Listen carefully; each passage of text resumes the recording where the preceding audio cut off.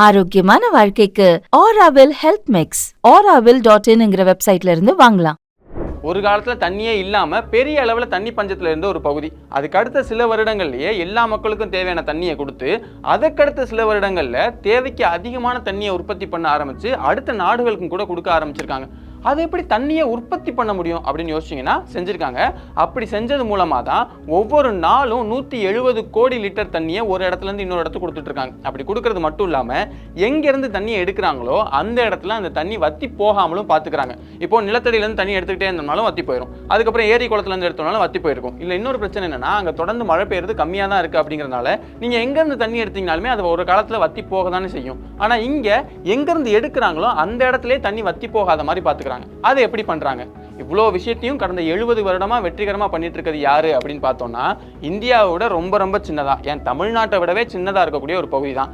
இது எல்லாத்தையும் எப்படி அவங்க பண்றாங்க, தண்ணியே இல்லாத ஒரு இடத்துல இருந்து எப்படி இவ்வளோ தண்ணியை உற்பத்தி பண்றாங்க அப்படிங்கிறத பத்தி தான் இன்னைக்கு நம்ம ஸ்ட்ரீட் லைட் வீடியோவில் பார்க்க போறோம்.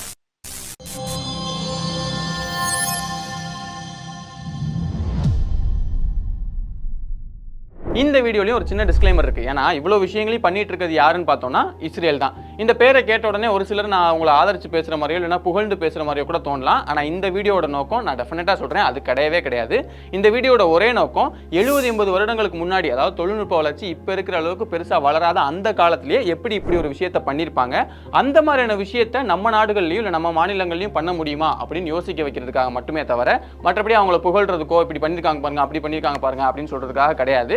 அதனால கமெண்ட் செக்ஷன்ல இந்த தொழில்நுட்பம் சம்பந்தப்பட்ட விஷயங்களை டிஸ்கஸ் பண்ணீங்கன்னா நாங்க சந்தோஷப்படுவோம். சரி, இப்போ மெயின் விஷயத்துக்கு வருவோம். நீங்க மேப்ல இஸ்ரேல் நல்லா ஜூம் பண்ணி பாத்தீங்கன்னா அதோடைய பெரும்பகுதி உங்களுக்கு பாலைவனமா தான் இருக்கும். இஸ்ரேல் உருவாகிறதுக்கு முன்னாடி இருந்தே அங்க தண்ணி பஞ்சம் தொடர்ந்து அதிகமா நிலவிட்டே தான் இருந்துச்சு. அப்போ அதை சரி பண்ணணும், மக்கள் எல்லாருக்குமே சரியான வகையில தண்ணி கொண்டு போய் சேரணும் அப்படிங்கிறதுக்காக அப்ப இருந்த யூத மக்கள் தொடர்ந்து யோசிச்சுட்டே இருந்திருக்காங்க. அந்த சமயத்துல தான் 1937ல இதை சரி பண்ணணும் அப்படிங்கிறதுக்காக மேக்கராட் அப்படிங்கிற ஒரு தண்ணீருக்கான ஒரு கம்பெனியை உருவாக்குறாங்க. இவங்களோட ஒரே நோக்கம் எப்படியாவது எல்லா மக்களுக்கும் தண்ணியை கொண்டு போய் சேர்க்கணும். அதாவது தண்ணி அதிகமாக கிடைக்கிற இடத்துல இருந்து தண்ணி கம்மியாக கிடைக்கிற இடத்துக்கு கொண்டு போய் சேர்க்கணும். எந்த மக்களும் தண்ணிக்காக மற்ற நாடுகள் கிட்ட கையேந்த கூடாது. அப்ப இதுக்காக என்ன பண்ணலாம் அப்படின்னு யோசிக்கிறாங்க. கூடவே இன்னொரு முக்கியமான விஷயம் என்ன யோசிக்கிறாங்கன்னா, நாம அப்படி யோசிக்கிற திட்டங்கிறது ஏதோ 10 வருஷம் 20 வருஷத்துக்காக மட்டும் இருக்கக்கூடாது, பல நூறு ஆண்டுகளுக்கு தொடர்ந்து ஒரு நல்ல தீர்வை கொடுத்துக்கிட்டே இருக்கணும் அப்படிங்கிற மாதிரி தொடர்ந்து யோசிக்கிறாங்க. அதுக்காக என்ன யோசிக்கிறாங்கன்னா, இஸ்ரேலுடைய மிகப்பெரிய நீர்நிலையா இருக்கிறது சீ ஆஃப் கலிலி அப்படிங்கிற ஏரி. அந்த ஏரி எவ்வளவு பெருசுனா அதோடைய சுற்றளவு மட்டுமே 53 கிலோமீட்டருக்கு இருக்கும். அவ்வளோ பெரிய ஏரியிலேருந்து தண்ணி எடுத்துட்டு போய் எல்லா மக்களும் கொடுக்கலாம் அப்படின்னு சொல்லி யோசிக்கிறாங்க. இதுக்கு எவ்வளோ செலவாகும் அப்படின்னு எஸ்டிமேஷன் பண்ணி பார்க்கும்போது அந்த காலத்தில், அதாவது 1950களிலேயே 370 கோடிக்கு மேலே ஆகும் அப்படிங்கிறது தெரிய வந்திருக்கு. இன்னைக்கு நம்ம யோசிச்சு பார்த்தோம்னா 370 கோடிங்கிறது இப்போ 8300 கோடி அப்படிங்கிற அளவுக்கு பெரிய அமௌண்ட். இப்போ அவ்வளோ பெரிய அமௌண்ட்டை அவங்களால தேட்ட முடியுமா அப்படின்னு கேட்டிங்கன்னா அதில் நிறைய சிக்கல் இருக்கு. ஏன்னா அந்த சமயத்தில் பிரிட்டிஷுடைய ஆட்சி கீழே அவங்க இருந்ததுனால பிரிட்டிஷ்காரங்க இதுக்கு பெருசாக உதவி பண்ணுறதுக்கு முன் வரல. அப்போ என்னடா பண்ணலாம் அப்படின்னு யோசிச்சுட்டு இருந்த சமயத்தில் தான் உலகம் முழுக்க இருக்கக்கூடிய யூதர்கள், அந்த யூதர்கள்ல பெரும் பணக்காரங்களா இருந்தவங்க எல்லாருமே இந்த திட்டத்துக்கு கொஞ்சம் கொஞ்சமா டொனேஷன் கொடுக்க ஆரம்பிக்கிறாங்க. அதுக்கப்புறமா பிரிட்டிஷ் அந்த இடத்தை விட்டு போனதுக்கு அப்புறம், இஸ்ரேல் தனியா உருவானதுக்கு அப்புறமா அவங்க மற்ற நாடுகள் கிட்ட இருந்து கடன் வாங்குறது, இந்த மாதிரியான விஷயங்கள்லாம் பண்ணி அவங்களுக்கு தேவையான அந்த பணத்தை தேத்துறாங்க. இப்படி தேவையான பணத்தெல்லாம் சேகரிச்சதுக்கு அப்புறமா 1950களில் இந்த திட்டத்தை ஆரம்பிக்கிறாங்க. ஆனா அதுல 2 முக்கியமான சிக்கல் இருக்கு. முதல்ல, நீங்க ஒரு ஏரியிலேருந்து தண்ணி எடுத்துக்கிட்டே இருக்கீங்கன்னா ஒரு கட்டத்துல அது வத்தி போறதுக்கான எல்லா வாய்ப்புமே இருக்கு. அந்த மாதிரி அது ஒரு தடவை வத்தி போய் அது பெரிய பிரச்சனையாகவும் மாறுச்சு. அதை சரி பண்றதுக்காக சில விஷயங்கள்லாம் பண்ணி தான் இன்னைக்கு வரைக்கும் அந்த ஏரியை வத்தி போகாம அவங்க பாத்துக்கிறாங்க. அது என்ன அப்படிங்கறத பத்தி நம்ம போக போக பார்ப்போம். இப்போ முதல் முக்கியமான சிக்கல் என்னன்னா, இந்த மாதிரி அவங்க தண்ணியை கொண்டு போகணும்னு நினைக்கக்கூடிய அந்த பகுதிகளில் மலைகளும் குன்றுகளும் ரொம்ப அதிகமாகவே இருக்கு. இப்போ நம்ம தண்ணியை கொண்டு போகணும் அப்படிங்கிறதுக்காக மலையை குறைஞ்சு போறேன் அப்படின்னா அது செலவு அதிகமாக்கிடும். இல்லை மலைக்கு மேலே பைப்பு போட்டு கொண்டு போறேன் அப்படின்னா பம்பிங் ஸ்டேஷன்ஸ் ரொம்ப அதிகமாக போட வேண்டியிருக்கும். அப்போ செலவு இன்னும் ரொம்ப அதிகமாயிடும். அப்போ அதை சரி பண்ணணுங்கிறதுக்காக 2 டெக்னிக்கை கையாளுறாங்க. முதல்ல கிராவிட்டி, அதாவது ஈர்ப்பு விசை. நம்ம ஏற்கனவே சைனாவும் இதே மாதிரி தண்ணியை ஒரு இடத்துல இருந்து இன்னொரு கொண்டு போனாங்க அப்படின்னு பார்த்த வீடியோலையுமே கிராவிட்டியை பயன்படுத்தி தான் ஒரு இடத்துல இருந்து இன்னொரு கொண்டு போயிருப்பாங்க. அதே மாதிரி தான் இங்கேயும் பண்றாங்க. என்ன பண்றாங்கன்னா, அந்த சீ ஆஃப் கலிலிக்கு பக்கத்திலேயே அதிக பவர் உள்ள பம்பிங் ஸ்டேஷன்ஸை போட்டு ஒரு செகண்டுக்கு 12000 லிட்டர் தண்ணியை கீழே இருந்து மேலே ஏத்துறாங்க. எந்த அளவுக்கு உயரத்துக்குன்னா 250 மீட்டர் உயரத்தில் இருக்கக்கூடிய ஒரு ஸ்டோரேஜ் கெப்பாசிட்டிக்கு ஏற்றி அங்கிருந்து மற்ற இடத்துக்கெல்லாம் அனுப்புறாங்க. ஏன்னா அது நல்ல உயரத்தில் இருக்கு அப்படிங்கிறதுனால அங்கிருந்து இங்கே தண்ணி அனுப்பும் போது ரொம்ப சுலபமா ஈர்ப்பு விசை மூலமாவே சமவெளியா இருக்கக்கூடிய எல்லா பகுதிகளிலும் தண்ணியை கொண்டு போய் சேர்த்துரும். ஓகே, சமவெளிக்கு அது கரெக்டாக இருக்கும். ஆனால் அதுவே மலைகளும் குன்றுகளும் வரும்போது இது சரியாக இருக்குமான்னு கேட்டால் கண்டிப்பாக கரெக்டாக இருக்காது. அப்போ அதுக்கு தான் ரெண்டாவது டெக்னிக்கான இன்வெர்டட் சைஃபான் அப்படிங்கிற டெக்னிக்கை பயன்படுத்துகிறாங்க. இது ரொம்ப சிம்பிள் தான். இப்போ நம்ம கிட்ட 2 கண்டெய்னர் இருக்குது. ஒரு கண்டெய்னர் ஃபுல்லாக தண்ணி வச்சிருக்கேன், இன்னொன்றில் தண்ணி இல்லை. இந்த தண்ணியை இந்த கண்டெய்னருக்கு கொண்டு போகணும். ஆனால் எந்த கண்டெய்னருமே நகர்த்தக்கூடாது. என்ன பண்ணலாம்? ரொம்ப சிம்பிள். ஒரு பைப் எடுத்துக்கிட்டு அந்த பைப்பை இந்த கண்டெய்னர்லேருந்து இந்த கண்டெய்னருக்கு தண்ணி போகிற மாதிரி போட்டோம்னா சரியாக போயிடும். இப்போ அதுக்கு முதல்ல ஃபுல்லாகவே தண்ணியை நிறைக்க போகிறேன்.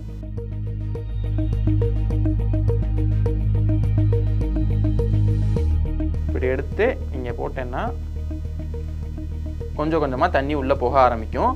ஆனால் அப்படி போகிறது எவ்வளோ தூரம் வரைக்கும் போகுது அப்படிங்கிறத செக் பண்ணுங்கள்.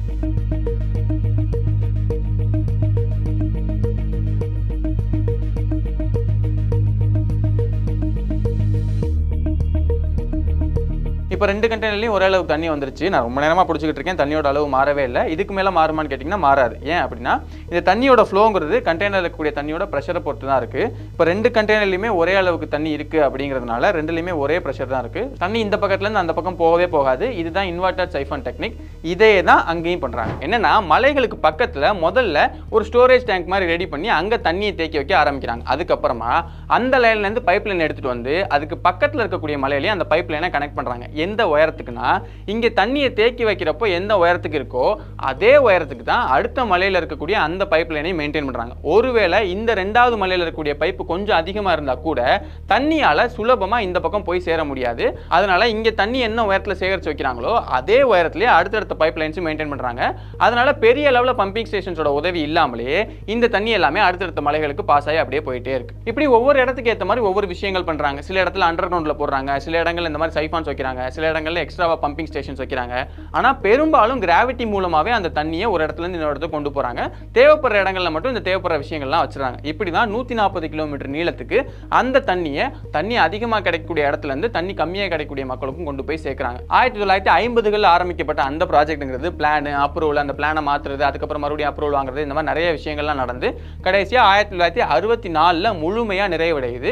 இப்போ வரைக்குமே இந்த திட்டம் மூலமா தான் இஸ்ரேலோட எல்லா பகுதிக்கும் தண்ணியை கொண்டு போய் சேர்த்து எல்லா பகுதிகளிலுமே வளர்ச்சி இருக்கிற மாதிரி பாத்துக்கிறாங்க. இப்படி எல்லாம் நல்லா போயிட்டு இருந்த அந்த சமயத்துல தான் முக்கியமான பிரச்சனை ஏற்படுது. என்னன்னா 1998ல் ஆரம்பிச்சு அடுத்த சில வருடங்களுக்கு இஸ்ரேல்ல ஓரளவுக்கு வறட்சி ஏற்பட ஆரம்பிக்குது. அதனால கொஞ்சம் கொஞ்சமா இந்த சீ ஆஃப் கலீல இருக்கக்கூடிய அந்த தண்ணிங்கிறது வத்தி போக ஆரம்பிக்குது. அப்ப அதை நம்பி தான் இஸ்ரேலோட பெரும்பகுதி இருக்கு அப்படிங்கிறதுனால அது எல்லாமே கொஞ்சம் கொஞ்சமா பாதிக்கப்பட ஆரம்பிச்சு பெரிய அளவில் பிரச்சனைகளும் ஏற்பட ஆரம்பிக்குது. அப்பதான் அவங்களுக்கு புரியுது, ஓகே இயற்கையான விஷயங்களை மட்டுமே நம்பி இருந்தோம்னா இது வேலைக்கு ஆகாது.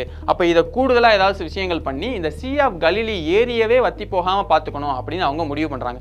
என்னடா பண்ணலாம் அப்படின்னு யோசிச்சுட்டு இருந்த அந்த சமயத்துல தான் இஸ்ரேலுக்கு ரொம்ப பக்கத்துல இருக்கக்கூடிய மெடிட்டரேனியன் கடல் அவங்க கண்ணில் படுது.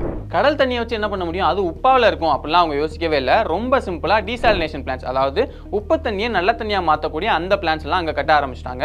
அவங்களுடைய முதல் டீசாலினேஷன் பிளான்டான அலாஸ்கா டீசாலினேஷன் பிளான்ட் அதை 2005ல் கட்டுறாங்க. இதோட கெப்பாசிட்டிங்கிறது வருஷத்துக்கு 12,000 கோடி லிட்டர் கடல் தண்ணியை நல்ல தண்ணியா மாற்றி கொடுக்க முடியும். அதோட அவங்க நிக்கல. அதுக்கப்புறம் இன்னும் நிறைய கட்ட ஆரம்பிக்கிறாங்க. 2007ல் ஒன்று, 2009ல் ஒன்று, 2013, 2015ன்னு மொத்தம் 5 டீசாலினேஷன் பிளான்ஸ் இது வரைக்கும் கட்டியிருக்காங்க. அந்த பிளான்ஸ் மூலமா 58,700 கோடி லிட்டர் தண்ணியை, அதாவது உப்பு தண்ணியை நல்ல தண்ணியா மாற்ற முடியும். இந்த தண்ணி எல்லாத்தையுமே எடுத்துட்டு வந்து தொடர்ந்து இந்த சீ ஆஃப் கலில இப்போ வரைக்குமே பம்ப் பண்ணிட்டே இருக்காங்க. அதனால என்னதான் இந்த பக்கத்துல இருந்து நம்ம தண்ணி எடுத்துக்கிட்டே இருந்தாலும் அந்த பக்கத்துல இருந்து தொடர்ந்து அங்க தண்ணி வந்து சேர்ந்துட்டே இருக்கிறதுனால பெரிய அளவில் இந்த சீ ஆஃப் கலிலிங்கிறது வத்தி போகாம அது தொடர்ந்து மெயின்டைன் ஆகிட்டே இருக்கு.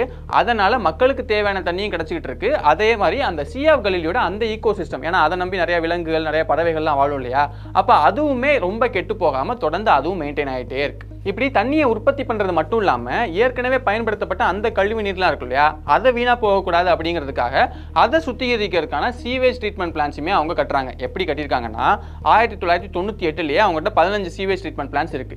இப்போ வரைக்குமே அதை தொடர்ந்து ஒவ்வொன்றா கூட்டி இப்போ வரைக்கும், அதாவது 2022லேயே அவங்க கிட்ட 87 பெரிய சீவேஜ் ட்ரீட்மெண்ட் பிளான்ஸ் இருக்கு. இப்போ ஏற்கனவே இயற்கையா ஒரு ஏரியில தண்ணி கிடைச்சிட்டு இருக்கு. அந்த ஏரி தண்ணி வத்தி போகக்கூடாது அப்படிங்கிறதுக்காக செயற்கையா தண்ணியை உற்பத்தி பண்ணி அந்த ஏரியில கொட்டி அதை தொடர்ந்து வத்தி போகாம பாத்துக்கிறாங்க. இது போக பயன்படுத்தப்பட்ட தண்ணியுமே வீணா போகாம பாத்துக்கிறதுக்காக சீவேஜ் ட்ரீட்மெண்ட் பிளான்ஸ் கட்டியிருக்காங்க. இப்படி தொடர்ந்து தண்ணியை ஏதோ ஒரு வகையில உற்பத்தி பண்ணியும் இல்லைன்னா ரீசைக்கிள் பண்ணிக்கிட்டே இருக்காங்க. அப்படிங்கிறதுனால தான் ஒரு காலத்துல தண்ணி பஞ்சத்துல இருந்த அந்த இஸ்ரேல் இன்னைக்கு தண்ணியில தண்ணீரவே அடைஞ்சிருக்கு. அது மூலமா தான் பக்கத்துல இருக்கக்கூடிய ஜோர்டான் நாட்டுக்கு ஒவ்வொரு வருஷமும் 10,000 கோடி லிட்டர் தண்ணியை தொடர்ந்து கொடுத்துக்கிட்டே இருக்காங்க. நீங்க இஸ்ரேல பாத்தீங்கன்னா புவியியல் அமைப்பாவே அதுல வடக்கு பக்கம் தண்ணி அதிகமா கிடைக்கிற மாதிரியும் தெற்கு பகுதியில தண்ணி கொஞ்சம் கம்மியா கிடைக்கிற மாதிரி தான் இருக்கு. ஆனா இப்படி ஒரு விஷயத்தை கொண்டு வந்ததன் மூலமா எல்லா பகுதியில் இருக்கக்கூடிய மக்களுக்கும் தண்ணி கிடைக்கிற மாதிரி ஆகுது. அதனால தண்ணி அதிகமா கிடைக்கக்கூடிய பகுதியில் மக்கள் அதிகமா வாழ்ந்து அங்க ஒரு பாப்புலேஷன் கொலாப்ஸ் ஏற்படாம எல்லா பக்கமும் மக்கள் வாழ்ற மாதிரியான ஒரு சரியான சூழல் அமையுது. எவ்வளவுதான் பெரிய அளவுல தொழில்நுட்பத்துல யார் வளர்ந்திருந்தாலும் சரி, மிக முக்கியமான ஆயுதம் அப்படின்னு ஒன்று எடுத்தோம்னா அது தண்ணி தான் அப்படிங்கிறது இந்த ஒரு விஷயம் மூலமா நமக்கு மறுபடியும் நிரூபணம் ஆயிருக்கு.